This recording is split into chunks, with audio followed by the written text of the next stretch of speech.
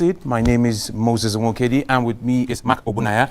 To take the program further, we'll need to also recognize the persons that have decided to stand behind us as an organization to tell us to push to make sure Africa's future is achieved. I would want to start off by thanking the Central Bank of Nigeria, Government of Imo State, Africa Independent Television, Nigeria's Bank of Industry, Development Bank of Nigeria, United Capital PLC, Africa Polling Institute, Deloitte and Touche, Center for the Study of the Economies of Africa, CC, Stairs Business, Cast Prints, Venture Spark, African Leadership Magazine, Moneyline with Nancy, and Jock Media Limited. Ladies and gentlemen, it's been phenomenal, to say the most. It's been phenomenal. Africa's economy is about to take a different leap. But the question is, are you ready? But before we go forward, we earlier on notified you that we would have the African Startup Challenge from day one, and behind the scenes we have been able to narrow down to the winners. And to help us do justice to that, I would want to invite the founder and Chief Executive Officer of African Economic Congress in person, Mrs. Nancy Nnaji, as she comes on stage with the MD, that's the Managing Director and Chief Executive Officer, Venture Spark, Nkechi Oguchi, as they delve into the grand finale of the African Startup Challenge with presentation of checks as well. Welcome back, Nancy. Thank you. Thank you very much. Welcome back, Nkechi. Thank you very much. Okay, just a quick one, because I know that our panelists are standing by. The day one of when this Congress started, day one, we announced that every year we have what we call the Africa Startup Challenge. We started it last year. The Africa Startup Challenge is an initiative whereby we, enable budding African entrepreneurs with seed capital or startup funds. This year, African Economic Congress partnered with Ventures PAC, so I have the MD here. For the last 3 days, a lot has been going on behind the scenes, even before those 3 days, I must say, because there's been a long process that has taken like the last few months. Today, to just do justice to that, because I know you and your team have been working, so in just a few minutes. Yes. So the African Startup Challenge has been really amazing. Like Nancy mentioned, it's been going on for about a month now, the entire selection process.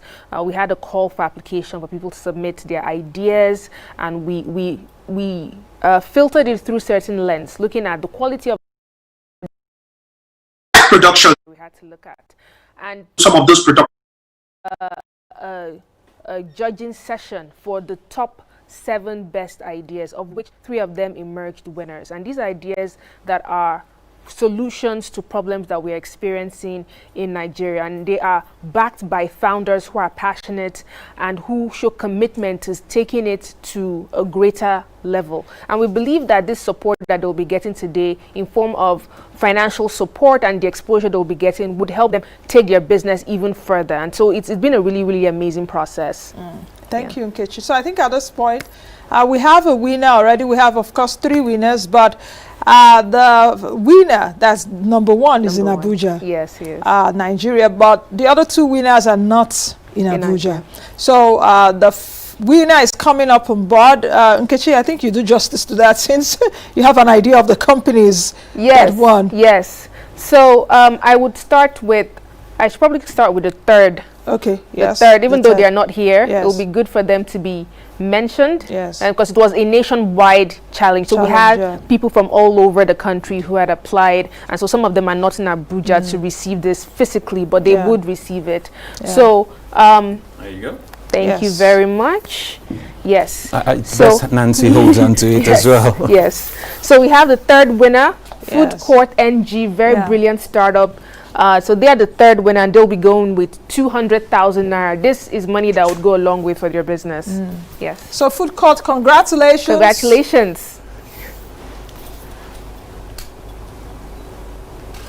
Okay. Yes. I'm sure the family members of Food Court will start calling them now. I guess they'll start calling them. So, okay. So the second This is the second. That's the first runner-up is 1 kiosk, and they'll be going with 300,000 naira. Congratulations to 1 kiosk. Congratulations. Wow. Congratulations to 1 kiosk. Yes. It's indeed 1 kiosk. It's about to go 300. And this is the winner of the challenge. And Yes. he's here today, so we get to present it to him, which is really, really wonderful. Yeah. And this goes to who? So congratulations. I know we're not shaking hands now, Yes. but congratulations. So Congratulations. congratulations, Ubon. Congratulations.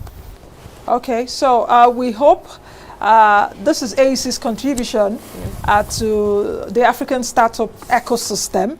I would like to, in the years to come, to hear of good, news from your companies or the three of you, and seeing that at least we've helped advance your cause. So congratulations. Thank you so much. Thank All you right, so much. all right. Thank you. So I think that's about it. So we can go ahead to our technology sessions. Our panelists are here already. So Big Mo, take it from here. Moses Mokodi.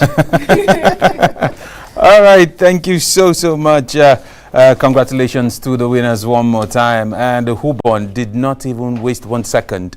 The instant he saw the check, he ran to the stage. Well, that's how it is when you win. But ladies and gentlemen, we'll move straight into the tech session. And real quick, I would introduce our speakers who will be virtual with us, likewise our moderator as well. I want to start off with the former CEO, Flutterwave, and co-founder, Andela, who is also the founder and chief executive officer, Future Africa in person, Inyolua Aboyeji. You're welcome, Inyolua Aboyeji, sir. Also to join us as the speaker, we have the chairman of the Xenox Group. Xenox is arguably Africa's biggest ICT conglomerate, and he is also the chairman of Conga. I'm talking about no other person than Leonard Stanley, aka. You're most welcome, sir. Also with us, we have the founder, Mara Group, and Mara Foundation, in person of Ashish Taka.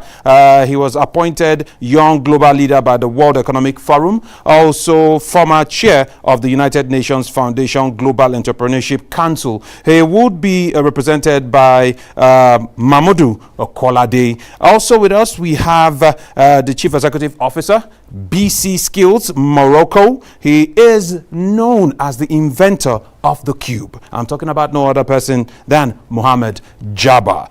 But to help us moderate this session, we would want to invite the Chief Operating Officer, TechPoint Africa, and also Chief Executive Media Point in person, Ifeanyi Ndiomewese. Over to you, Mr. Ifeanyi. So we are back to the Future of Work session, which is like the tech segment of this whole conference, and I'm really glad. So, like you said, yeah. So, Inyo earlier on was explaining to us about what the future of work means and why Africa is keying on this. So, I think he made mention of how it can help to create over 400 million jobs, seeing that we are in the IT space and people can just with the laptops can work from everywhere. So I think that's really a very important point in making us understand what the future of work is about and how what we need to do to get there. So my next question is going to go to Mr. Leonard Stanley AK. So we see particularly that the pandemic has accelerated both the pace, the need, and the uptake of technology. And having built a business, at the beginning of this decade yourself, so can you take us through what digital readiness, was like in that era, and how much of that has fundamentally changed during the, due to the emerging fourth industrial revolution?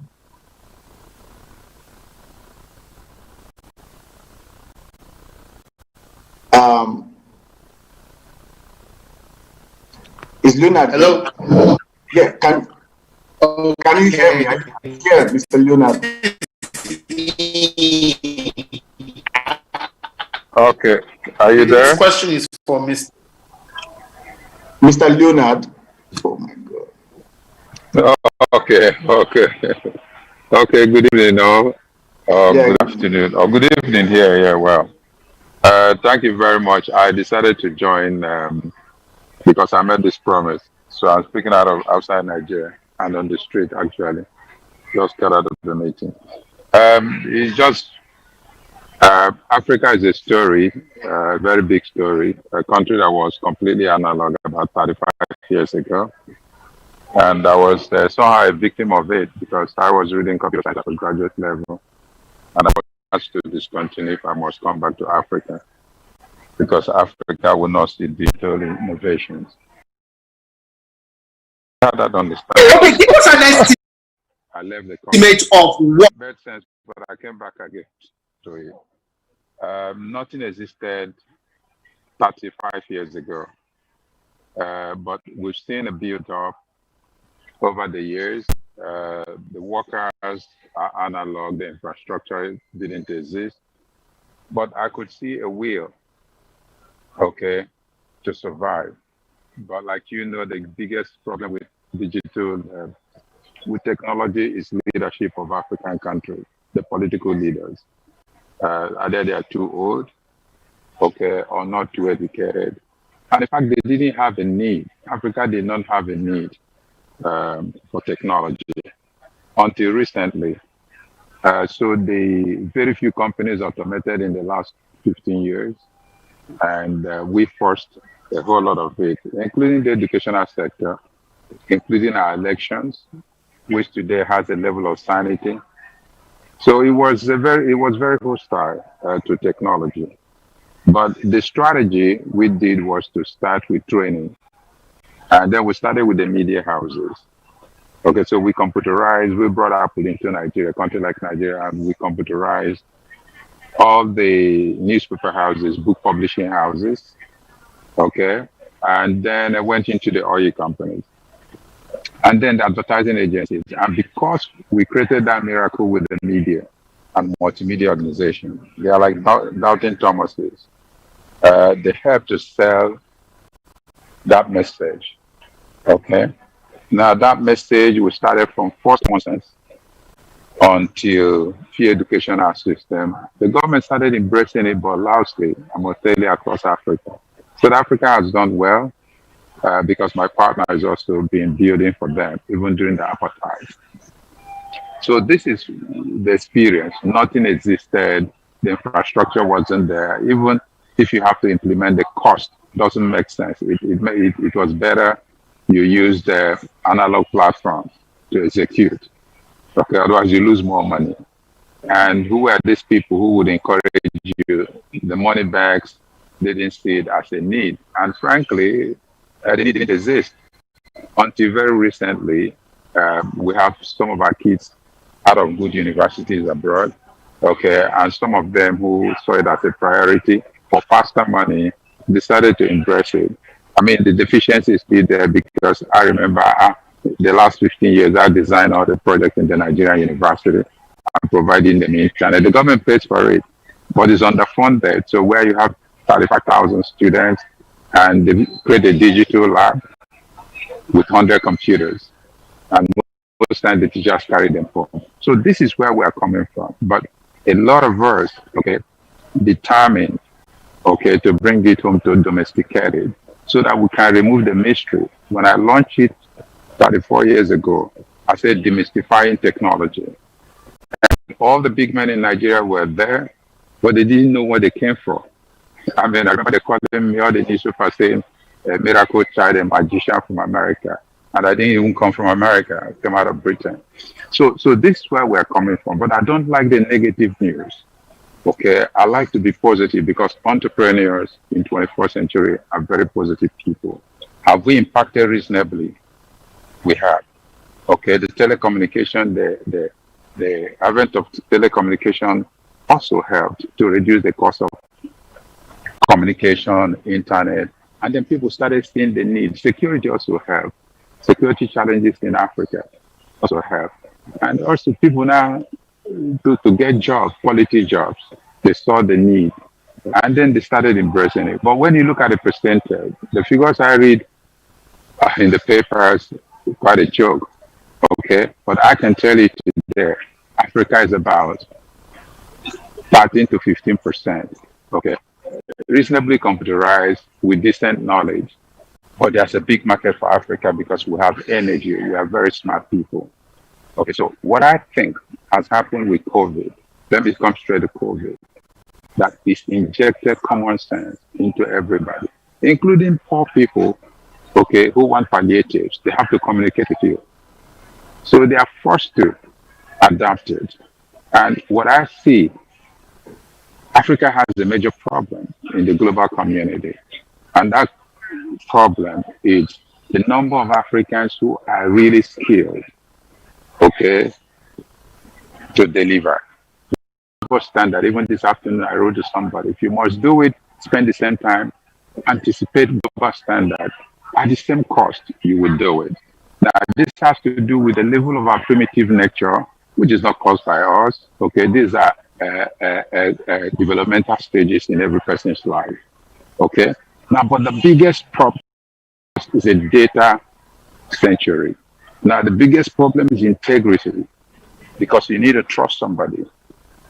Need your profile name Okay, to your backhand. on our website. With the abuse. Notification, Think. breaking news, and up. Okay, has an opportunity. Welcome to Facebook, Okay, to control the world. YouTube platform. Okay, with data. Are they going to manipulate you? Are they going to sell you?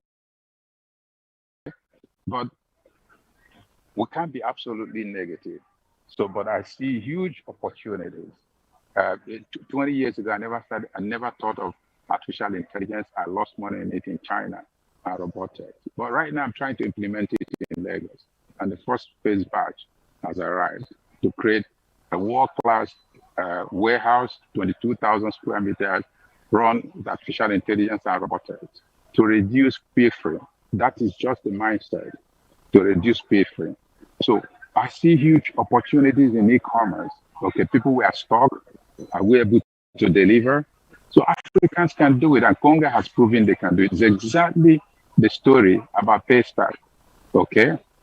All right. Okay, that so, today is the biggest brand, technically, out of Africa, more are coming. Okay, so thank you so much. So let me put it this way.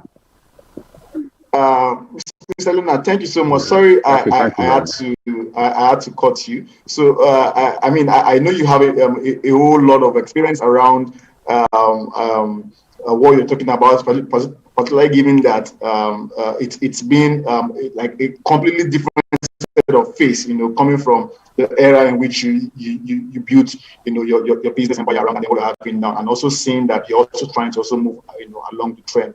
Right, so we're going to come back to that, right? So thank you so much, and I really appreciate that. Well, I also want Ashish Taka to also speak to that same question as well. So like, I mean, you might want to echo some of the thoughts of Mr. Leonard Stanley, but I'd like to know what your own thoughts, are on this in terms of what digital readiness, was like, when you started.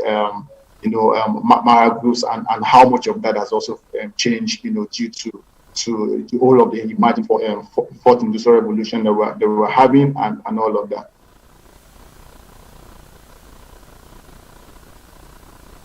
We can't hear you.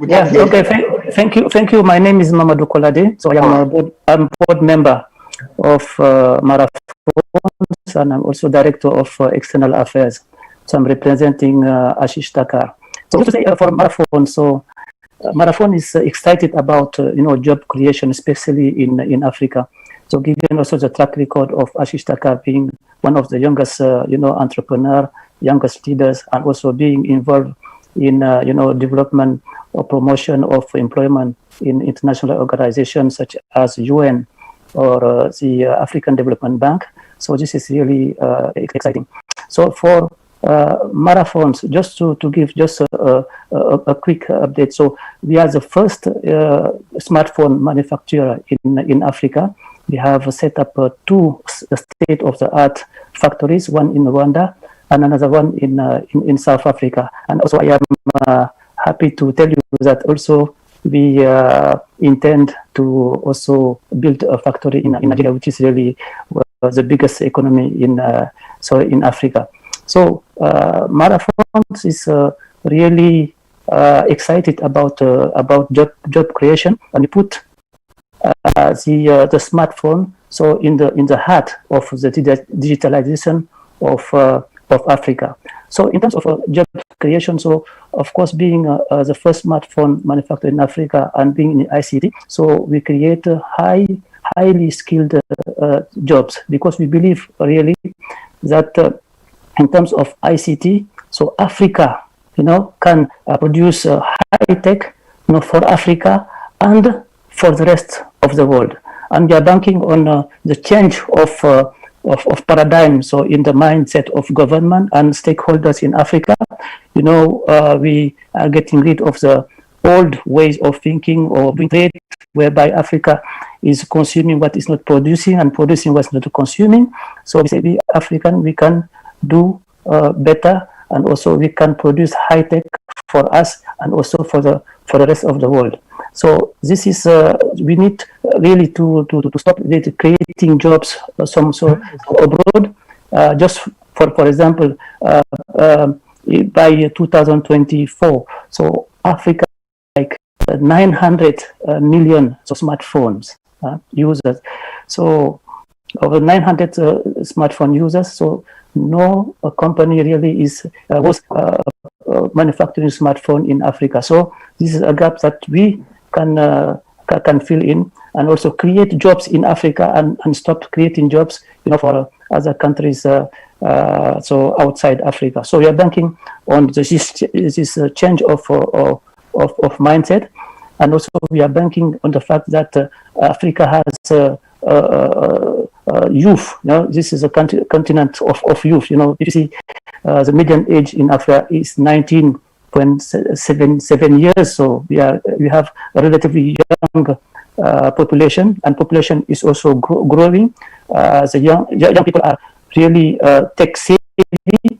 So if you see, for example, even in Nigeria, how social media are used, is Facebook, is it YouTube, and so forth, by various stakeholders in Nigeria. So this is really worth mentioning. But what we say also is, okay, youth in our strategy, in fact, you will see that in both countries where we already have 94% of our employees are young people, meaning people of less than 35 years old. Meaning that by working between a smartphone manufacturer and Institute of Technology, and also with the support of government, so we can make things happen, because we were able also to build all those factories within even 1 year. But we also go further by addressing some gaps that we have seen. As we all know, there's gap in terms of coverage, rural, urban, gender gap, affordability. So we position ourselves as addressing those gaps. For example, in terms of affordability, we'll introduce SDG phones, meaning phones of less than $100. Yeah, but we are not just addressing the cost, but also the way that people will be able to buy the phone. Meaning, okay, we can do install payment, bringing in applications and services that can, for example, in Nigeria, people will be able to pay, on a weekly basis, so according to their means. So just to say, we address those issues for the need for the youth, and also for women, because I'm really happy to say also that in all our factories we have 67% of our employees are women, meaning that with the will, so we can achieve a lot in Africa. All right. Thank you so much for that. I particularly like the fact that you emphasized how there's been gender parity, having more women involved, which also then shows how what the future is like in terms of work, where we then have balance and not have that sort of marginalization, especially where job is concerned. So I think that is a very, very crucial point, and also given that I mean, the workplaces are always, there's this sort of like bias or perception of bias, particularly when it comes to like gender, and that is also changing. Okay, and I think that also helps us like look at what to expect more in the workplace. So thank you so much for that. So that's very crucial. So my next question here is also going. I'm going to come back to you. But things are always going well. I know Mohammed is anyway.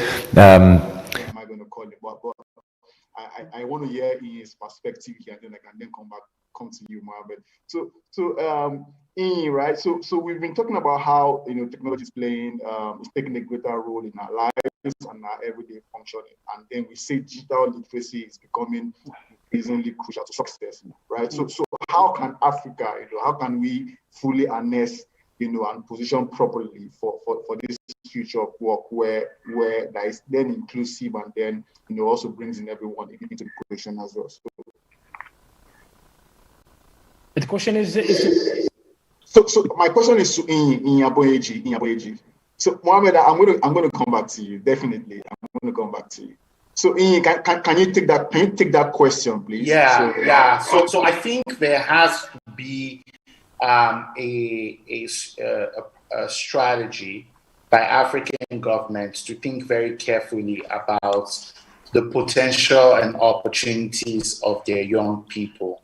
That's the only way that it's possible to tap into the opportunities in the future of work. The African continent for a very long time has thought of its major resources to be oil or natural resources, but it has to make the mental shift from its leadership to the structure of its government, to making that shift into understanding that human resources are really its most valuable resource, and that it has to build out these resources so that they're able to contribute back to the country, in terms of foreign exchange and in terms of export proceeds, rather than lose them as currently is the case through immigration and brain drain. And so if this is the foundation of African states' understanding of what it's going to take for them to be able to rebuild their economies, then the attitude towards investing in young people particularly will change. And what that looks like is essentially thinking very creatively about the key digital infrastructure that is required for one to be able to take advantage of the future of work. Like I talked about, power, internet, laptops, mobile phones, right? Then you got to think carefully about, again, platforms, digital platforms, the use of data, the use of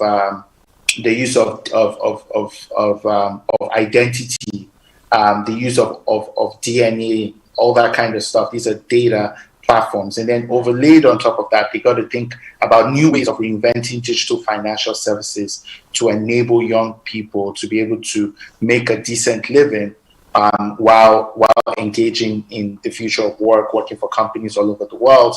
What does that look like for economies? And then on top of that, then you want to start having the conversation about digital entrepreneurship and digital skills, right? Where we're basically leveraging this infrastructure, the platforms, as well as digital financial services to further build on digital entrepreneurship and digital skills. So I think that's the holistic picture of what African countries need to be able to do to be able to fully harness the future of work that's coming. And if they don't do it, the countries are just going to descend into chaos, quite frankly, because, as we saw in Lagos last week, young people with nothing to do and all the time in the world on their hands, it just means things get burned up. So that's a decision that the elites of Africa and their governments would have to make. All right. Thank you so much for that, Inyi. So I like that you talked about what could go wrong when the elites and the leadership doesn't think about harnessing the productive, population, and then empowering them, with digital skills and all of things that can make them, employable, and then also position them to be able to fit into a future where everything's going digital. So I like that, and it then also leads to the next question I want to ask Mohammed. So Mohammed, this is for you, and I like that. I like how he ended his own note. So we're looking at closing the entire digital divide, right? And we see in Africa how most times it always begins from the tertiary institutions, or the institutions of learning, and all of that, right? So for you, right, if we're to close that digital divide, right, and drawing from your own personal experience, and then global experience as well. So what are the chances of having an African institution, right, that prepares both learners and then workers for the future of work? So, I mean, what are the chances, given what we have on the ground, given the economic situation of Africa, given the political situation? What are the chances of an Africa, building institutions that prepare, or having institutions that prepare both the workforce and as well the learners for this future that is inclusive and beneficial for everybody and Africa as well? Yeah, thank you very much. I would like, as starting my answer, to reposition ourselves in the current situation. We are currently in a crisis, or what people call as a crisis. But from my side, from our side, it doesn't look like a crisis, because it's a problem for few sectors, but some other companies are skyrocketing right now. Some other companies are prospering. Talking about Zoom, for instance, Facebook, Apple, Tesla, the success stories are too many to count now.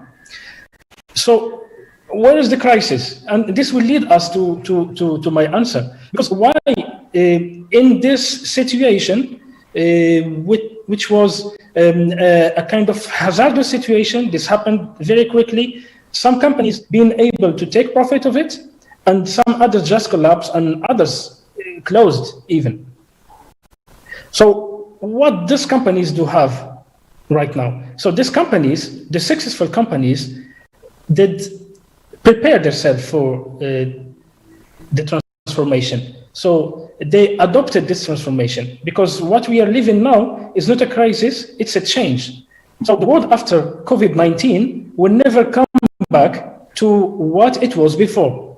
So it's not really a crisis, it's a change. So the world now has changed. And what has changed now in this world? Mainly people, because people are producing, are consuming, are delivering work.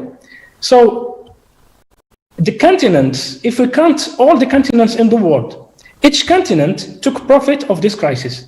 Some in the stock exchange, stock markets, for instance, they recorded the highest volume ever in their history. And it's insane during the crisis. Some companies in Europe are working on preparing vaccines. Some others in Asia are working in industries and delivering goods, masks, etc. But as African, what are we working on? What is the profit we are taking from this crisis, from this situation? So I think the only thing we have, which is the most valuable thing, is the human capital. We have people, we have brains. We just need to enable these people. We just need to encourage them and to put them in the right path, because everything turns around humans. And we've got so many humans in Africa. We've got a huge population. So let me come back to answer your question. Let me answer it with an experience. So in our company, we have decided a few months, one year and a half ago, to set up a training school It's an internal training that where we receive people, everybody. We don't limit on any education level, and we get them inside this school. We do a training for them for 4 weeks. And believe me, people after that 4 weeks are completely different from what they were before that. And this is a complete human transformation that brings people, that put people on level with what is required right now, because it will not help somebody to study history to go work in an aeronautics company. It will not help somebody to do coding, the former coding we know, HTML, for instance. I'm sorry, using technical vocabulary, but what the future is requiring from these people, how these people are going to deliver their work, and what work they are going to deliver. So what technology they are going to work on to be able to deliver and to be part of the workers of tomorrow. And talking about tomorrow is now. So now this situation is what is happening right now. So right now, the market, the work market is requiring completely new technologies, a completely new way of working, and really level of education. So as per our experience, if we got 3 people, one is a doctor level, it's something that is great, sure. One is an engineer, and one is a professional. I mean, got his diploma from a professional school. The 3 of them, we put them in the same school. The 3 of them will be able to deliver the same work. The level of education will bring us additional stuff, that's for sure. So the people can be more creative, can be more procedural, etc. But what Africa is needing right now is to have people getting the right skills for what the global market is demanding now. For instance, technologies are going to 3D printings, and people will be able to order their stuff, to personalize their orders and get them delivered to them. So what is in this flow, what is happening as work? So we've got designers, we've got people working on smart logistics, we've got people working on planning, we've got people working on Industry 4.0, and then we've got people working on ICT or IT and technology. So technology is a layer, for sure, but everything has changed around it, and everything is around the people we are. So I think Africa now is the biggest consumer of the new technologies. It's the first to consume everything new. But how much we produce out of that? Okay, all right. So I thank you so much. I think that was insightful. So I see we have about 5 minutes to go over a few questions that I think is important. So I'd like us to be very brief in the responses. So let's talk a bit about what's more on the future of work, right? So we see in advanced countries where a lot of big tech companies are bringing in remote work, and then they bring in a lot of strategies to sort of like make it fit. So again to you, Mohammed, in Africa, what kind of complementary strategies do we need to incorporate to ensure that that this future of work for Africa actually works? Yeah, I think we need to be more stricter in our thinking. We need to encourage people go into the entrepreneurship, to start to do startups, to be more creative, and discourage people from going to what I will call the public employment. So we need to get people, when people go to the entrepreneurship, they know that they will live skill up. They will skill up themselves every day. They will be up to date every day, because there is no government on earth who can deliver the new technologies. Technologies are every day, and school programs are being planned on 2-3 years. So it doesn't fit. So we need to encourage people to go to the entrepreneurship, to be more creative, and to have a job that can deliver today, not tomorrow. All right. Thank you very much. Thank you so much. So, Mr. Leonard Stanley, okay. So I want to put the same question to you. So, in 30 seconds, what kind of strategies do we need to bring in to sort of like make the future of work actually be to stay in Africa? Like, the truth is, you can't work on a structured economy. Africa needs a structure. There are a lot of young men. Miracle, one of them is online here. I had when he introduced him. He really climbed the tree with nothing. So what we need to do is consciously create a structure that educates people properly, skill them, certify them to become global brands. Okay, whether you're working in Nigeria, you're working in America, it's same standard. Okay, you have to deliver. So we should consciously, on the private side, we are doing it, but African one is hosted by the government. Okay, so we need to find that partnership. And I think because of this crisis, like what has happened in Nigeria, I read today, they are training 500,000.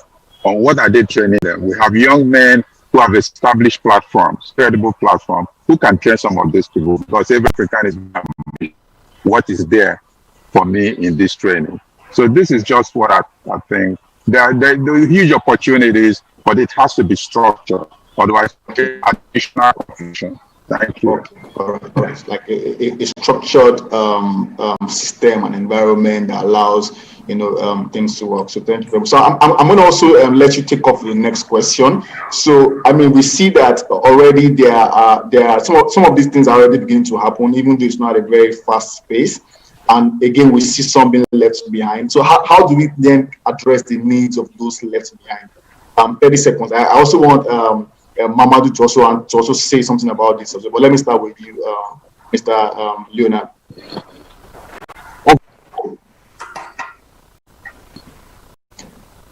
Hello, Mr. Leonard, can you hear me? So the question is, how do we then address the needs of those that have been left behind?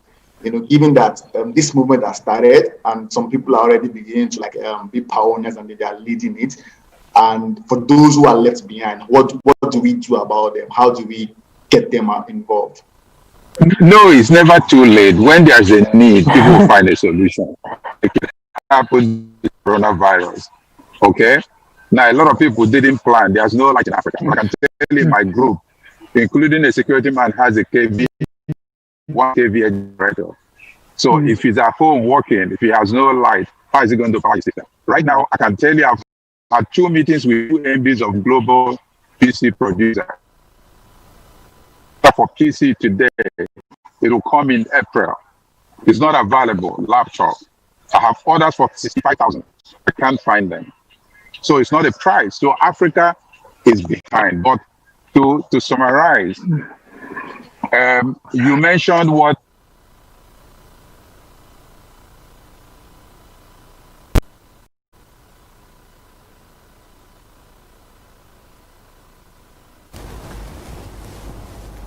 a bit of technical difficulty there. Hoping to get them back, so we'll be back on track. Okay, back to you, Ifeanyi. Hello, Ifeanyi. Can you hear me? If they had creative support from government, it would have been world-class. But let me give you an example. I did something, Zynos Institute of Technology with Microsoft. So, I'd like it to be very brief because I will just exceeded our time. Okay, so what I'm saying is, if we set up properly structured training centers, okay, we can turn around these people and make them better people. And that's why I said we can leverage on global structure like Microsoft and Co. I've done 100 people, not read computer science, and they're all fully employed. Okay, and they are earning 3 times what they would have earned, okay, if they got jobs.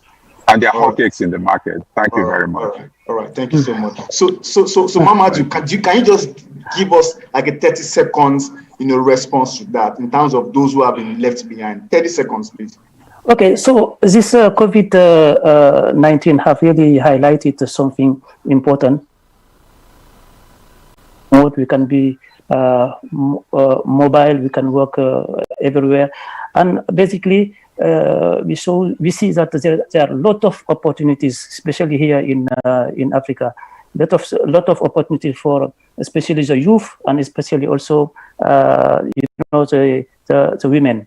So we think that we can tap and create more jobs through development of entrepreneurship. Yeah, we have entrepreneurship program. This young entrepreneur with people who have more experience. It's also to show that the youth or people can tap the opportunities. For example, as you know, we have apps for local hailing taxis, for example, and you have seen also in many countries that even motor drivers, like I think they call it Okada in Nigeria. So they are using smartphone and application, okay, to be to be more efficient. So there is a really opportunity here to develop, so SMMEs, because in Africa, as you know, more than 90%, 99% of enterprises are SMMEs. So there is room really to develop. I capture your point, and I'm sure the viewers has also captured that. So I know I've exceeded my time, but can you just give me 30 seconds to just tell me in terms of speed, how fast do you think we need to go? As a continent, do you think we need to go very fast, or do you think we need to go as slow as at our pace, as quickly as you can give me? Well, we don't even have a choice in terms of going fast, right? Like, we need to have done all of this stuff yesterday. Like I was saying earlier in my remarks, what happened in Lagos earlier last week is just a small indicator of what happens if we don't, as a matter of urgency, engage 286 million kids out of school. They're going to be the next wave of young people that are going to destroy everything that we build if we don't find ways to engage them in productive work. So, it's for the elites to make a decision, really, about whether they want an Africa where they can actually build things and make money. If they don't handle these issues as a matter of urgency, then it's literally just... Hello, welcome to Cater Relationship. Thank you so much for all of the wonderful and insightful comments and response. I know this is really good, and a lot of people are listening. So thank you very much. So Nancy, back to you, please. Back to you.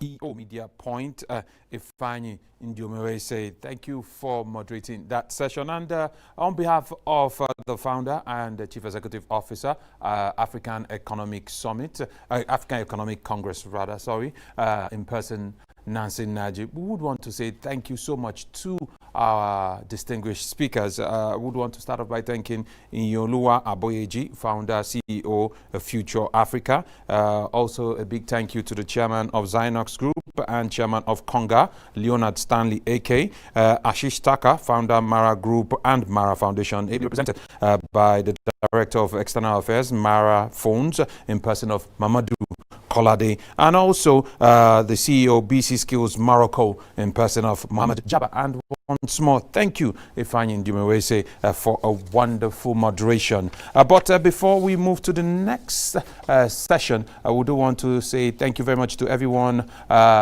tuning in via our online platforms, like I earlier mentioned.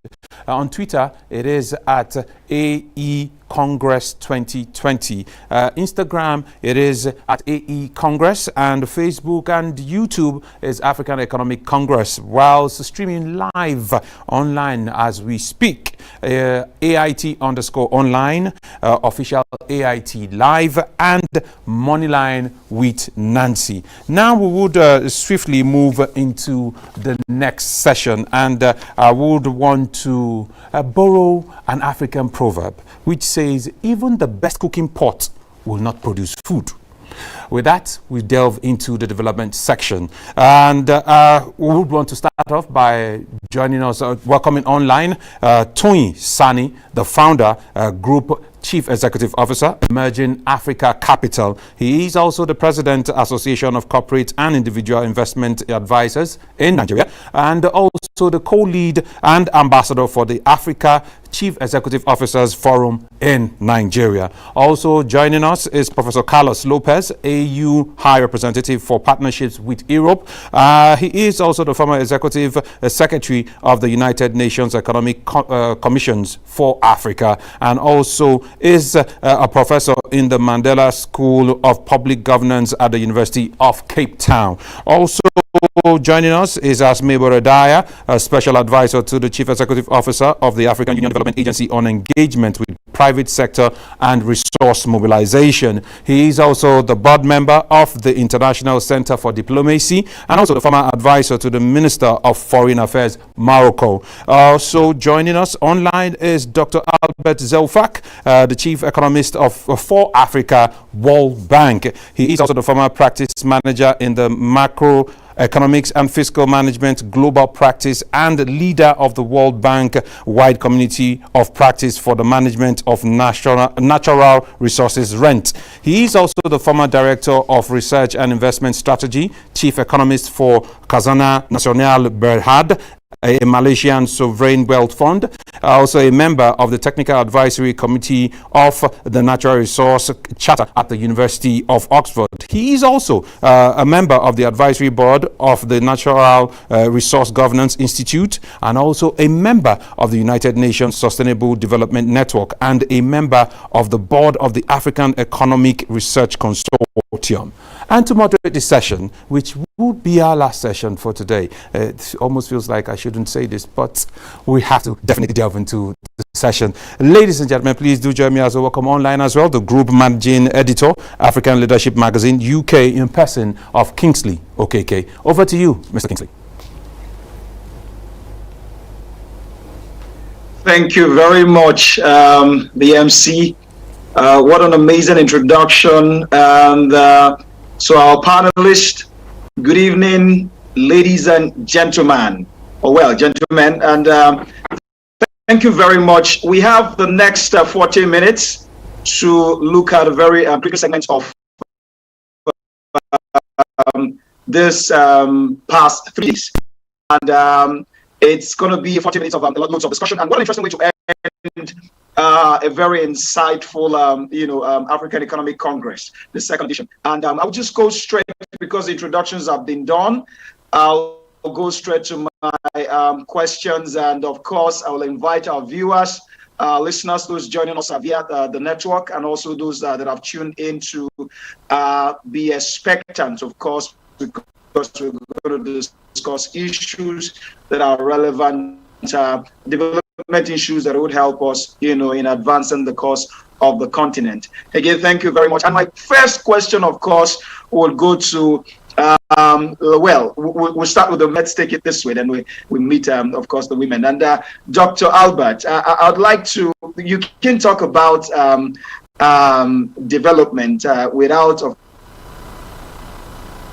course, foundations for sustainable development, without talking about a recent Brookings Institute report that says that Africa is the last frontier for extreme poverty, and they give a number, and I understand that, of course, the 2019 report puts extreme poverty. It said 1 in every 3 Africans live below the poverty line.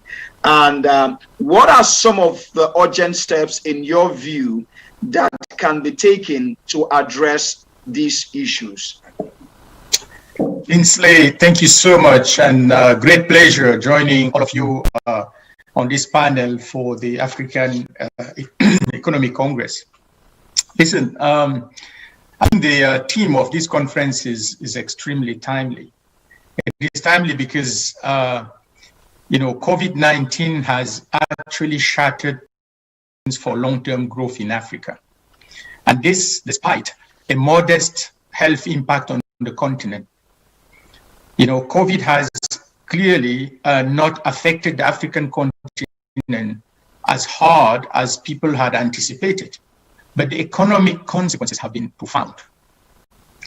So economic activity in Africa would contract by more than 3% in 2020. And poverty, Kingsley, as you mentioned, poverty is going to be increasing for the first time in 2 decades. We are likely to see more than 40 million people push below the poverty line in Africa as the result of COVID-19. In terms of per capita growth, we are actually projecting that we could see a decline by up to 6 percentage points, which will take Africa back to where we were in 2007, which is 13 years of progress completely wiped out. So COVID has really taken a tough toll on African economies. Now, what should we do? What are the ways out of it? And again, this conference is about the next Africa. It's about, how do we lay those foundations anew? And we need to build differently. We need to certainly, implement the kind of reforms that will allow Africa to emerge stronger and more sustainably out of COVID. I have 5 suggestions to make.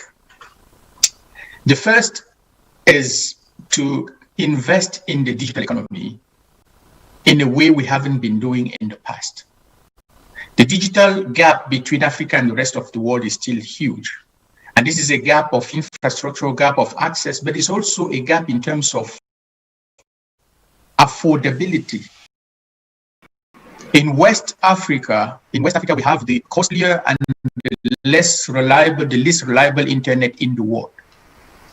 That has to change. We need to make sure we connect all the people who are not currently part of that global economy, part of that global internet. So that's one, investing in the digital. And if there was any risk before COVID that the digital is a necessity for Africa, I hope that debate has been put to rest now. So that's one.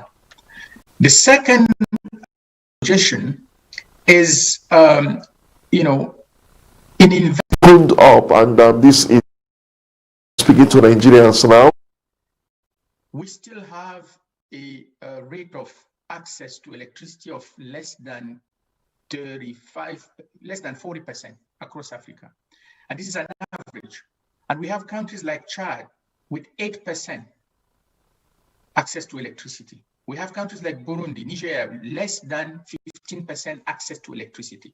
We cannot develop in the dark, we cannot transform in the dark, we cannot actually access internet without electricity.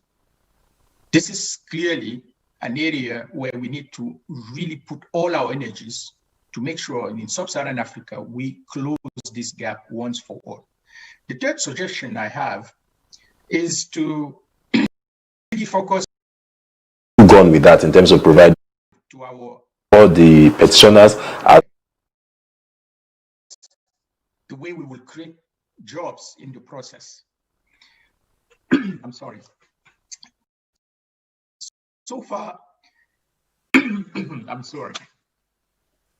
So far, what we have been doing is basically to dig and sell in sub-Saharan Africa. We need to start adding value, transforming those products, adding value, creating jobs in the process.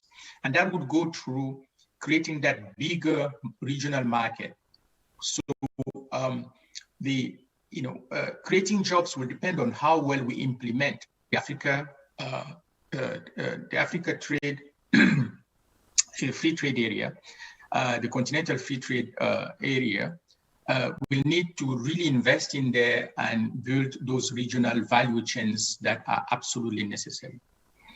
The fourth area of action to build anew is on empowering our women, and especially investing in girls' education. There is a clear correlation between keeping girls for an additional year in secondary school and many health outcomes, including for kids. Not only health outcomes, but also education outcomes for kids. So investing in African women, especially investing in girls' education, is what would take Africa on a different path. And finally, in doing all of this, we need to continue managing our economy to ensure macroeconomic stability, good governance, and stronger institutions, fighting corruption, limiting all the illicit flows to keep African resources at home for investment. Thank you.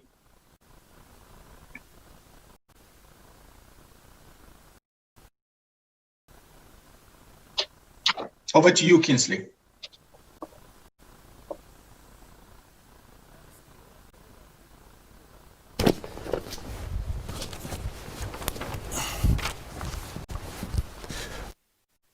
We're trying to sort out connectivity issues, and I do hope that we are able to get back the doctor back online.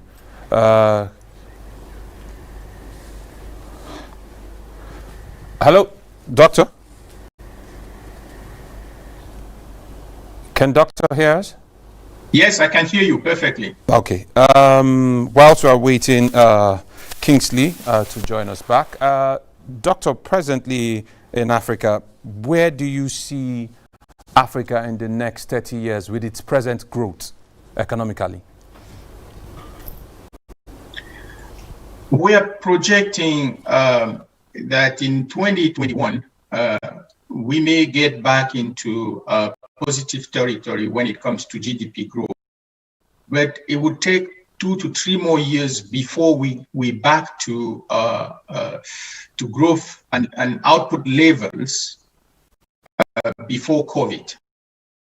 So what we are seeing is clearly, a period where we will have, we have a recovery clearly in Africa in terms of growth, but in terms of level of output, it would take a little bit longer. So what we have said in our report in October, the Africa's Pulse, is that we should be prepared for a road to recovery that would be long and steep. That road to recovery will be long because we need to really take a little bit more time to compensate for the big shock, because Africa is clearly entering in a recession, the first recession in 2 decades, in 2020. It will take us certainly more time, and that road will be steep because it would require us to really speed up the kind of reforms, both short-term on the debt side, for example, but also structural reforms on the digital economies, as I mentioned, really injecting more competition in our telecom sectors, ICT sectors, investing in human capital, as we have discussed, to get really to the level of sustained growth that we have seen in the past. And what is clear, if I may add, is that Africa is a continent, with a lot of heterogeneity. There are a number of African countries that will still be growing at 1%, 2% to 3%. Countries like Senegal, Ghana, Cote d'Ivoire, Ethiopia, Rwanda may still have a positive growth, but it's clearly lower than what was anticipated, what was projected before COVID. Most of these countries were actually, projecting growth. Thank you so much, Dr. Albert. Now over to you, Mrs. Toyin Sani. The first question I would throw to you is, there has from the continent's young people to get involved in the political process. We saw that last year in Sudan, and more recently the EndSARS protest in Nigeria, which has now become a movement for the promotion of good governance in Africa.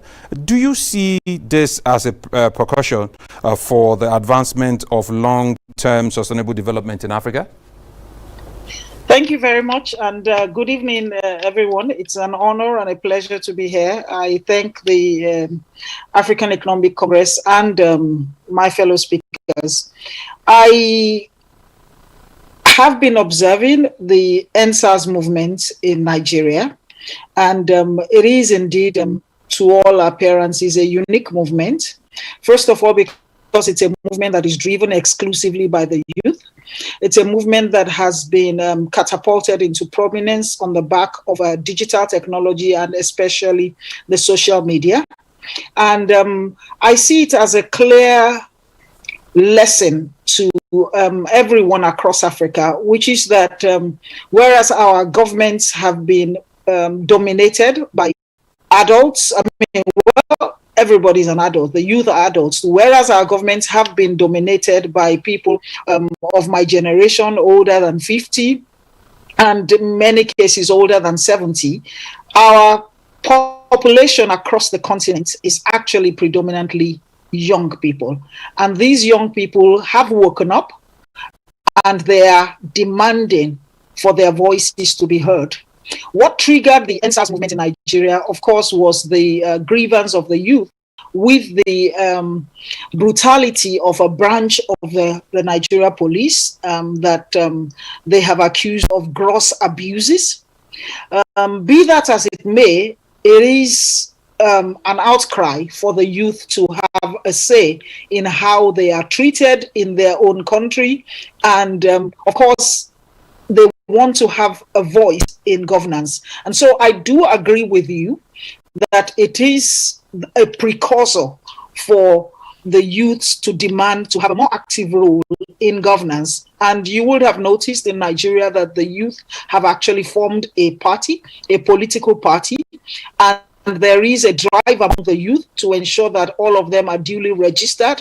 So I do think, whereas in the past we have had apathy on the side of the youth, we had very low participation amongst the youth, we are going to see a situation in which the youth will become a force to be reckoned with in the direction of future elections in Nigeria. And of course, as the most populous nation in Africa, I see that awareness spreading to the rest of Africa as well. Now, what will make the difference is how well the youth can organize themselves, and also how well the elite youth, who are the ones that have been at the core of this, well, they will be able to carry along the rest of the youth who prior to now have been essentially tricked out of their voting rights with a mess of pottage. Let me just say that they have sold their voting rights. They have been manipulated in the past and used actually to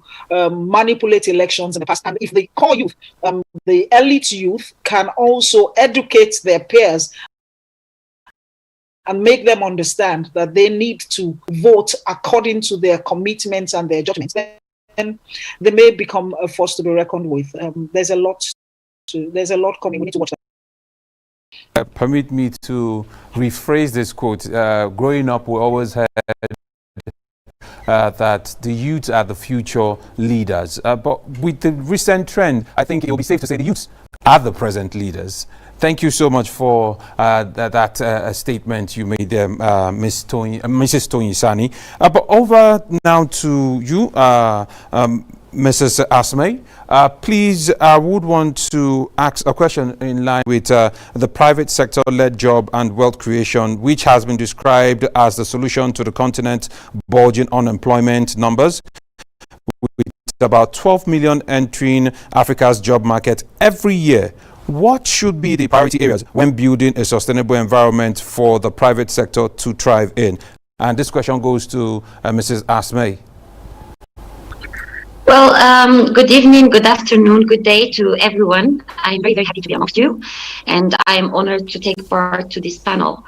I would like, first of all, to thank, I would like to thank the African Economic Congress in the person of the Chief Executive Officer, Mrs. Nancy, for the kind invitation, and to congratulate all the participants on the very insightful recommendations that have been made across these 3 days. To answer your question, actually, today COVID gave us the opportunity to see the power of private sector, but also to see what youth in private sector can do. So we are always complaining as African governments that we have the employment problem, we have the poverty rate, we have a lot of issues in our continent, which is something very normal. But when COVID came, we have seen something very, very interesting. While engaging with private sector and working in the AUD and EPAD, our first step was to create a response plan of action. How are we going to empower the governments, and how are we going to work in the field on the ground with the populations? And we were looking for African-made solutions for COVID-19.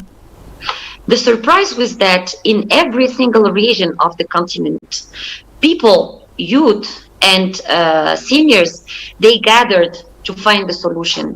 They gathered the resources, either start some small businesses in order to create PPEs, in order to create sanitizers, in order to create, even to invent. So I'll take the Senegalese example that created the PCR test with the Pasteur Institute. These are the kind of initiatives that are going to drive Africa. So I would like to answer to your question by stating 3 main areas. First of all, I do agree with what Dr. Albert said about the digital. Digital today is not only a necessity, but it's also an opportunity. Why? Because this, the private sector can position itself very quickly in the digital market. It just takes one idea. It just takes one team. It just takes one willpower to create a new digital product that we need today. Okay. So what happened, for example, in the Moroccan case is that we had some young people that gathered, they are engineers, gathered and said, okay, we need a platform for the e-education that people are not going to pay for because they cannot afford to pay for. So they gathered the competencies that they have amongst them. They reached out to external competencies. And this is a group of people, I'm telling you, none of them is beyond 30 years old. And they created the first Afro-African e-learning platform in the continent, which is something to salute. Now it's becoming their startup, their business, and they are creating jobs in the process. So this is one example. Second example, research and development. I would tend to, I don't know how to say it diplomatically, but I would tend to say that our governments don't give that much importance to research and development, while in other countries, the research and development constitute a very big part of their GDP. They constitute a very, very big part in their income and job creation. So first of all, we said the technology. Second of all, we said the research and development. And third, I would like to suggest that we go to infrastructure and agriculture. These are 2 classical job creators in the continent. And as AUD and EPAD, we are working through many programs with many countries, through the Grow Africa program that works for the private sector. And we try concretely to link private sector with other investors, be it in the public sector or the private sector, in order to enable them to create this added would like to have. And amongst the criteria that we have to select those projects when they reach out to us is what is the impact on the micro environment, and then what is the impact on the micro environment, the national environment, the regional environment, the continent, and the world. And there are some very, very interesting projects that we have that are very, if they find how to enable themselves access finance and also access qualified human resources, they can be the future of our continent. I would like to also say from a private sector perspective that before we were looking for public solutions. Today we can no longer do that. The private sector is to work hand in hand with the governments. So the enhancement of the governance, given the trust private sector needs to believe in their own continent, in their own countries. Permanently engraved as a COVID-19, yes, it hurt, but it was also an opportunity, a very big opportunity to see what African populations are capable of. And we can just conclude by saying that Africa has the power, has the talent, and has the opportunities. We just need to take them. Thank you so much. Thank you very much. Thank you for that intervention. Please accept my apologies for that, network issues. And my next question is, of course, I'm coming back to Dr. again, and there's been a huge outcry in the continent as regards the debt level, of some countries in the continent. Now, some analysts are saying that the outcry is misplaced, while others say there is it calls for concern. Do you see this, of course, do you see this level of, the debt level, will it impede on sustainable development in the long run, or do you think they are misplaced? Kingsley, thank you so much. Again, we've addressed this question in our Africa Pulse, and I again strongly encourage you guys to all download it and read it. Let's just start with some facts. When Africa went through debt relief and debt forgiveness in the 2000s, the HIPC initiative, most of African debt was cancelled. But in the past 20 years, we have actually built back debt and built it so fast in some countries that the average debt to GDP ratio for African countries in 2021, it's projected to be around 67%. And 70% of GDP for debt, public debt especially, is when we really ring all the alarm. So from a stage where we were below 20% of GDP of debt in the 2000 to 67%, I think we all can agree this is not a good trend. So it's not a matter of, ideology. It's not a matter of, what we believe, what we feel people should be saying about Africa. These are facts. Now, if you add to the level, the change in composition of African debt that has taken place, then the issue. And voters in the United States of America go to the polls to elect who leads them in the next. Bilateral debt, but concessional debt, multilateral debt, and most of the creditors were members of the Paris Club, where you could actually get them around the table and discuss how to negotiate that down. What has happened over the past 10 years especially is two things. One, most of African debt has now shifted to private and commercial debt. And in fact, as of 2020, less than 50% of Africa debt is actually public or concessional or multilateral. It's essentially commercial private debt that is above 50% of our debt. Which means what? Which means basically a more expensive borrowing. And it is also coming with shorter maturities. So countries are borrowing in Eurobonds between 5 to 10% on a maturity of 7 years, some to invest in infrastructure that may take 20 to 30 years to actually pay back, if any. That's what economists call the maturity mismatch. And that's actually room for concern. It's clearly a serious concern, because then we start wondering, can countries actually reasonably pay back that debt? And if you take into consideration the fact that most of our countries are commodity dependent, and commodity prices have collapsed together with the COVID shock, then the capacity to repay that debt has become really questionable.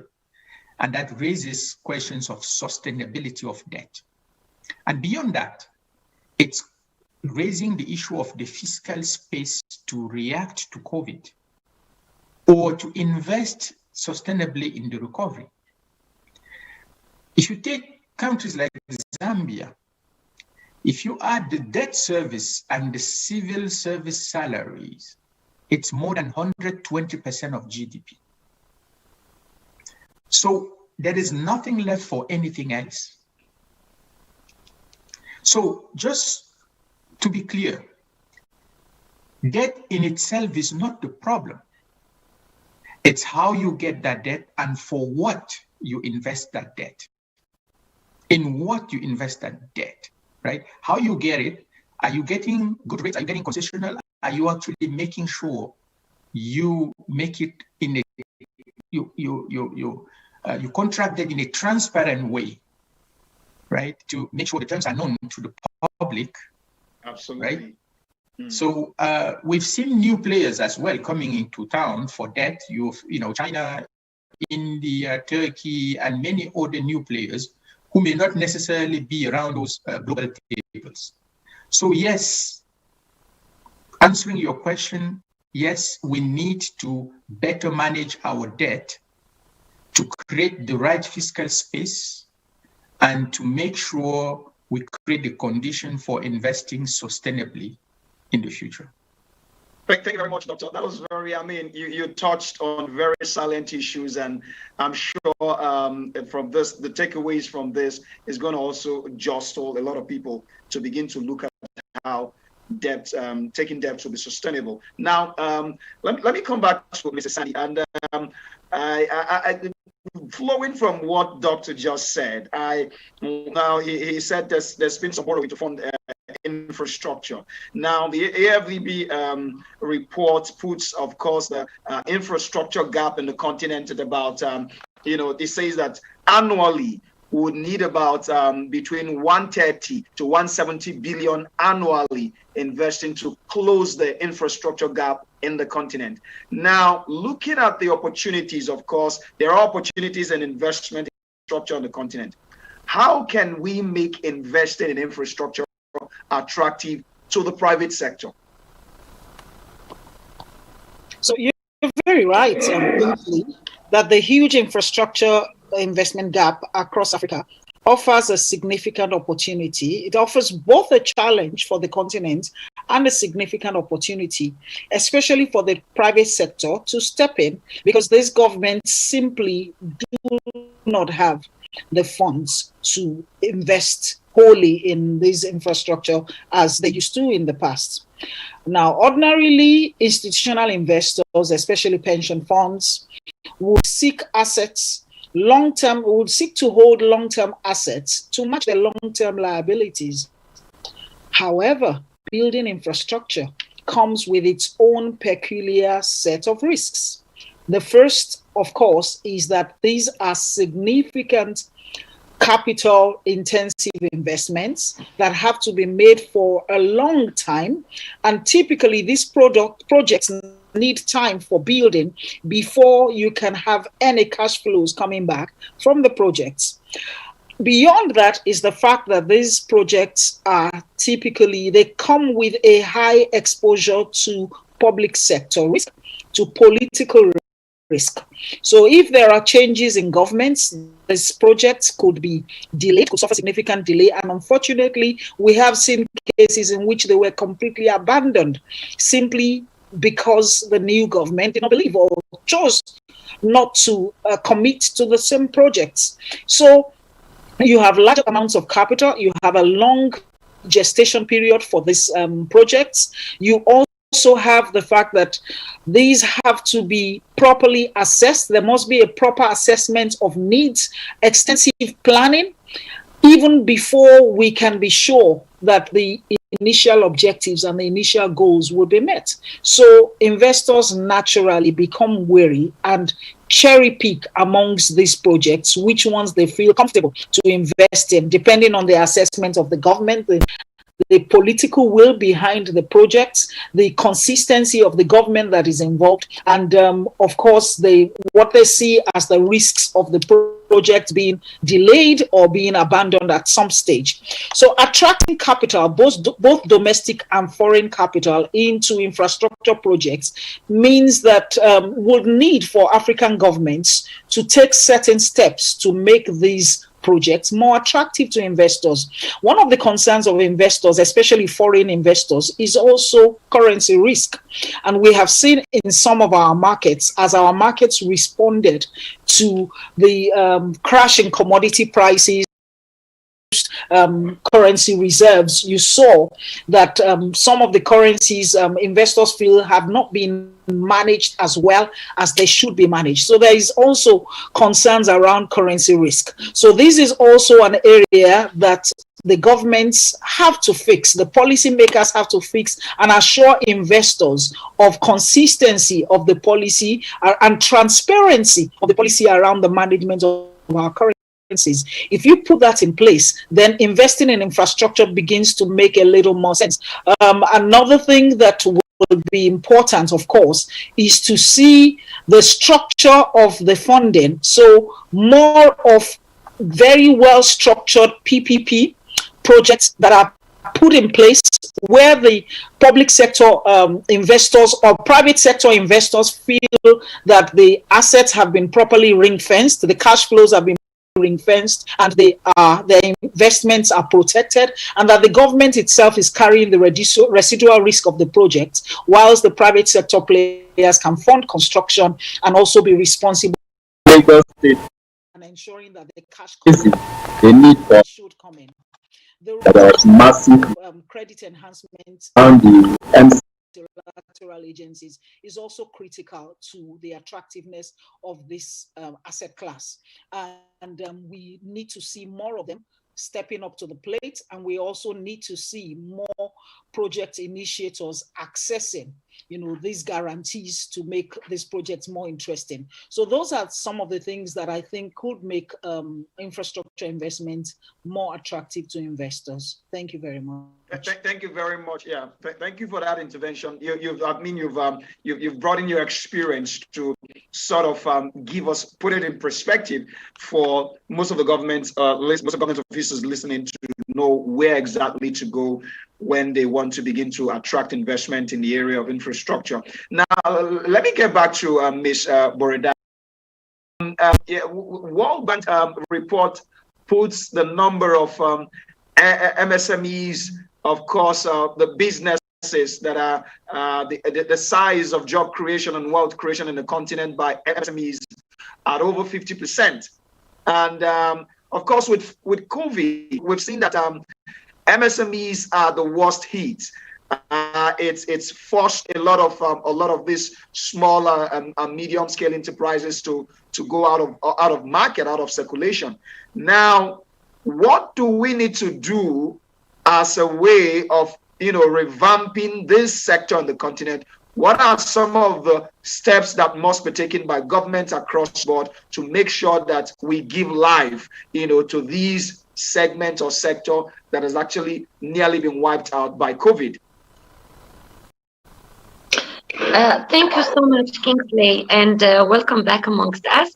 So actually, before I respond to your question, if you allow me, I would just like to keep from where Tony left it. One of the main areas that we need to have in order to encourage the private sector to invest in infrastructure projects is the risk mitigation also. So what we have done as part of the African Union Development Agency's intervention, alongside with the African Development Bank, the Islamic Development Bank, GuarantCo, which is the only African institution that deals with currency fluctuation in the continent, ATI also, is that we created something we call the co-guarantee platform, in which those projects, the PPPs, come to us, and we discuss them and we try to create a mechanism for risk mitigation. So I'd be very, very happy to invite Madam Tony on the side to speak bilaterally about it. Thank you. Now, coming back to your question, as I said in my first intervention, when COVID-19 first started, we were very quick under the leadership of our CEO, Dr. Ibrahim Hassan Mayaki, to create a COVID-19 continental response plan of action for the economy and for the development. And one of the main areas that we are focusing on today are the MSMEs. So we have identified the challenges, the main challenges, because MSMEs have many challenges.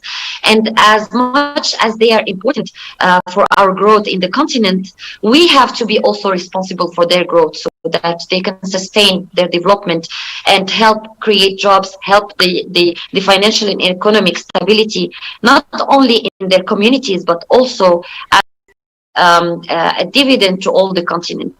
So we have created a program that's called 1000 MSMEs alongside with partners, in which we tackle 3 main areas. And I think that these main areas, if we have like a joint action with the governments and with other private sector, big players of the private sector, can give wonderful results. So in the competency, MSME go into business or into entrepreneurship just because either they don't want to work for someone, or because they want to achieve their dreams as quick as possible, or because they couldn't find jobs. So let's speak very honestly. But wanting to start a business and starting a business are 2 completely different things. So we try to make these 2 completely different things. But unfortunately, that we give vacations down the line to these startups, to these entrepreneurs, because while you can be very good at creating pencils, you are not that good at managing an enterprise. So we want to bring the expertise, and we want to focus on that vocational training side. The second thing is that we try to link MSMEs to financing, to access financing, because when we started again this the COVID-19 response plan of action, I have been amazed by the amount of startups that were created to tackle the COVID-19 problem. So a lot in across all the continents, but they all tell you a lot of time. We are ready even to people, but we don't have the financing to expand our activity and take it to the other level. So we partnered with EcoBank for now, and this is a call for any actor of private sector that feels like they can give back to the community by helping us through that project, to reach out to us. We would be very happy to collaborate with you. So we are trying to select and do our best to link these projects with investors. We are not saying like a charity, but we are trying to be on this win-win perspective in order that the private sector actor will see the benefit of it and come and invest, instead of going to invest in the stock market or going to invest in some more classical investments. We would like them to believe in the power of the youth, in the power of our startups, and in the power of our MSMEs. And the third thing is that we are working, of course, we are an African Union Development Agency. We are working with government in order to strengthen and enhance the jurisdictional climate of the countries, like to be more in favor, to give a positive fiscal environment for this. And believe me, this is my own conviction.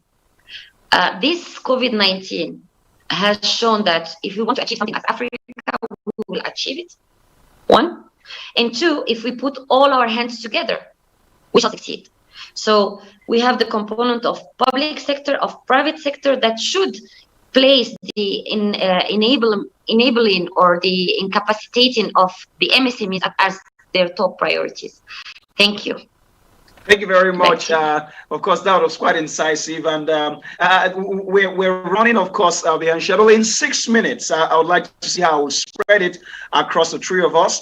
Let's get your last words about the next Africa.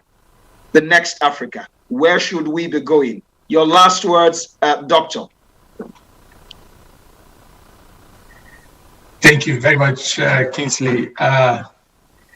It's quite tough to be saying just a few words about the future of Africa, right? So, but again, if I have to focus on one of my, 5 suggestions to build Africa anew, and let me remind you what are the 5: digital, energy, jobs through value addition, women empowerment, especially girls' education, and macro stability and good governance. So these are the 5, and we cannot get around them. But if I'm to focus on one that would really, be the defining change we need in Africa, it's going to be a combination of energy and digital, because that would allow our SMEs to raise their productivity, that would allow our youth to create their own jobs and actually serve the world. Because if we can manage to give them both energy and digital, they can sit in Africa and actually contributing to GDP elsewhere in the world, creating those contents and, connecting into those global platforms and earning a living that is way, way above subsistence agriculture. So, if I have one thing to say about how to build Africa better, it's going to be about closing the energy and the digital gap in Africa in the next 5 years. Thank you. Thank you very much. Closing the gap in the next 5 years. I saw when you mentioned women empowerment, Mrs. Sani nodded, because that's been her tough. 2 minutes for you, Ms. Sani. What do we do to build the next Africa? Thank you very much. I think one of Africa's greatest assets, beyond the resources that everybody likes to look at, is human capital. We have 1.1 billion people across this continent. I believe that the future of Africa is in investing in people.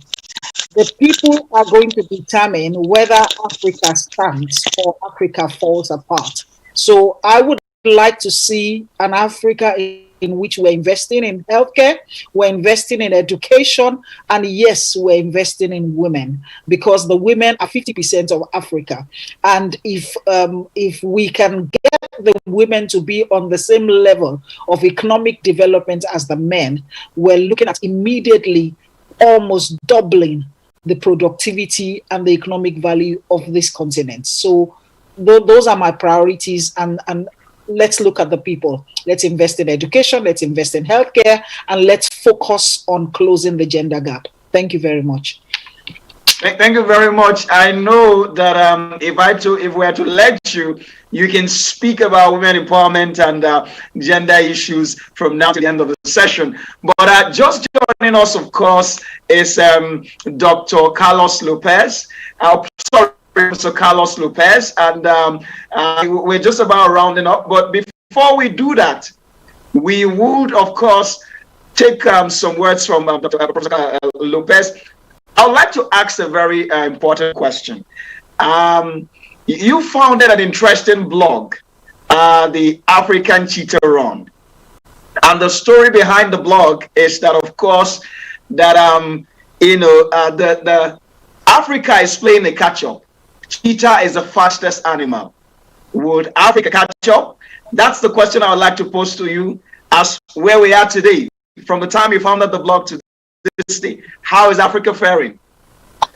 Well, actually, I think it's important for us to bear in mind that catching up is not imitating. It's about learning. It's about accumulating as much knowledge as we can from previous experiences. But by far, what we have noticed from historical review, and the literature is quite astonishing rich in so far as this is concerned, we know that every single wave of industrialization, every single wave of development, if we want, is based on previous accumulated experience, but also innovation and change. So I don't think Africa is going to just imitate if it wants to really progress and become what we all aspire it to be. It has to be a catch-up that is done with innovation. And that's why, you know, my image of the cheetah is quite telling, because the cheetah is a team player. The cheetah is elegant. The cheetah is very effective in its way of, you know, basically chasing as a predator. It has an efficiency rate that is higher than all the other predators because it doesn't spend energy that is not really well targeted and well focused. It is a very focused animal. And it is also a gender-sensitive animal because of what we were just discussing in the previous panel. So, which is not the case with the lions, which is also used sometimes as a metaphor. So I think it's very important for us to use the cheetah as the metaphor of what we want to be, a catch-up, but with innovation, with team building, with this spirit of efficiency. And of course, because it is the fastest animal on earth, and it hails from Africa, I think it's very befitting for us to use it as a symbol. Thank you very much. Last word from Mrs. Boredaya before we call it a day today. We still have just about 5 more minutes. Thank you very much, Kingsley. And I would like to have half a minute in order for Dr. Lopez to elaborate more. Actually, it's very simple. I will pick it from all the speakers. We are talking about education, women and youth empowerment. We are talking about inclusiveness. We are talking about governance. I would just like to conclude it in a very simple sentence. If we want to go far as Africa, we have to go together, hand in hand, trusting in ourselves first for the rest of the world to trust us. Thank you. Thank you very much. In 2 minutes, Prof, in 2 minutes, tomorrow, 5th of November, will be exactly 1 year since you spoke at the Institute of International and European Affairs. You talked about where you argued that with concrete facts, actually, that Africa has what it takes to claim the 21st century. 1 year on, do you still share this optimism? Yes, I think, of course, COVID is perturbing us. And I just saw a message from my good friend and brother, Albert Zofak, about leapfrogging. And I think he's very right. Africa has what it takes to leapfrog. I think it's very important for us to bear in mind that if we are going to do it, we are going to do it with the learning that I mentioned, but also with the help of using the technology's advantages that latecomers can actually use. For instance, when it comes to energy, we can afford now to go into the renewable energy route with competitive prices, which other regions, when they industrialized, didn't have. When it comes to future of work, we can now count on possibilities to maximize inclusiveness, like in the financing sector, because of digital platforms that it was very difficult for others to take on board. So we have enormous advantages, and there is no reason why we should look into technology as an intimidation for our possibilities, but rather as a propeller. Because I like to say, we have a very young population, the youngest in the world. And normally we associate innovation, change in technologies with, and rightly so, ecosystems, institutional capacities, and intellectual property regimes that make it much more conducive for certain countries to actually have the technological edge. But what people normally forget is that technology is also about transforming innovation into consumables. And if you look into the consumer market perspective and you look into the future, the likely consumers of the new technologies are obviously the young people. You don't expect very old people to consume new technology. So where is the young people going to be? Mostly in Africa. So from a consumer market perspective, Africa is going to be part of the game, because all these various enterprises that are doing a lot of money because of technological innovation. In the future, if they want to expand, they cannot just count on mature markets. They will have to expand in India, they will have to expand in Africa because of the demographics. So I think that gives us an opportunity. It doesn't mean it's automatic. It doesn't mean that if we don't actually create the educational capacities that are required for our youth to take full advantage of these opportunities, it's just going to happen by magic. It requires proper policy, it requires proper focus, but it is possible. Thank you much, Prof. It's been amazing, distinguished panelists, to have you all, contribute to this wonderful topic. Well, viewers, what a way to end a 3 days session. Eminent and qualified personalities from across the continent, giving us their views on development, sharing optimism. So if I were you, I'll still hold on to the fact that Africa, of course, has the capacity to claim the 21st century. And on that note, ladies and gentlemen, we would hand over to, of course, the compare to round it up for us for the evening. Thank you once again, eminent panelists. It's been good talking with you. Thank you, viewers, for investing your time with us. We'll see you again on another edition of African Economic Congress. Thank you very much. Well, thank you very much, Kingsley, and our esteemed panelists. We do want to say a very big thank you for the discourse. Takeaway from all that has been said is a nation's wealth is only in the wealth of its people. To bring the event to a close, I would want to invite the founder and chief executive officer of the African Economic Congress in person, Nancy Naji. Thank you. Thank you very much, Moses. This is to say a big thank you to all of you that have joined us for this 3-day televised and virtual edition of African Economic Congress.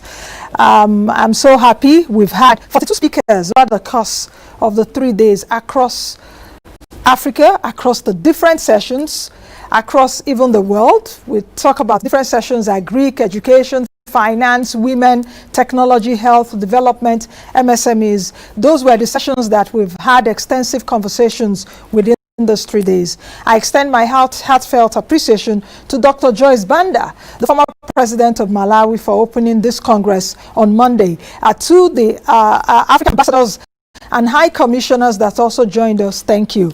The Speaker of Nigeria's House of Representatives, thank you, sir. The Governor of the Central Bank of Nigeria, Godwin Emefiele, that also joined us on Tuesday, thank you. Governor of Imo State, Senator Hope Uzodinma, we appreciate you for joining us and lending your voice to this conversation to make Africa better. To our guest panelists, you have been so exceptional. I wish that this session couldn't finish. The session that I can see Professor Lopez, I can see Dr. Zufek, Madam Tony Isani. I just wish the session can't end. Mrs. Asme, thank you all. Your insights are shaped to speak about Africa, just like Professor Lopez has said, that indeed we should be a cheetah, not a lion. But to our sponsors that also made these events successful, our sponsors and partners, Central Bank of Nigeria, Imo State Government, African Independent Television, Nigeria's Bank of Industry of Nigeria, United Capital PLC, Africa Polling Institute, Deloitte and Touche, our knowledge partners, Center for the Study of Economies of Africa, our knowledge partners also, STERS Business, our knowledge partner, Casprint, Venture Spark that partnered with us for the Africa Startup Challenge, the AEC, funded 3 businesses from Africa this year. The African Leadership Magazine UK, thank you. Thank you, Kingsley, for your support also. Moneyline with Nancy team, Joke Media Limited. I also want to thank our TV and online audience that have been so consistent with us for the last 3 days. You have been splendid. Huge thanks to my AEC team and Moneyline with Nancy team, as well as Africa Independent Television team. Putting this production together for the last 3 days have been so rewarding and also very stressful. So thank you to my teams. You are most appreciated. I want to say at this point, follow us on all our social media platforms, on Facebook, on Twitter, on Instagram, on LinkedIn. We're there. You can also find us our website www.aeccongress.org. I want to announce now that you can join us for AEC 2021, African Economic Congress 2021, on November 1st to November 3rd. Hoping that I will see you all there. So it is not a goodbye from me, but it is a see you later. I also want to thank our most able MC, Moses Nwokedi. Thank you, Moses. And our language interpreter over there, Mark Ogbonnaya. Thank you. So I will see you all. It is not a goodbye, but see you later. God bless Africa. Bye now.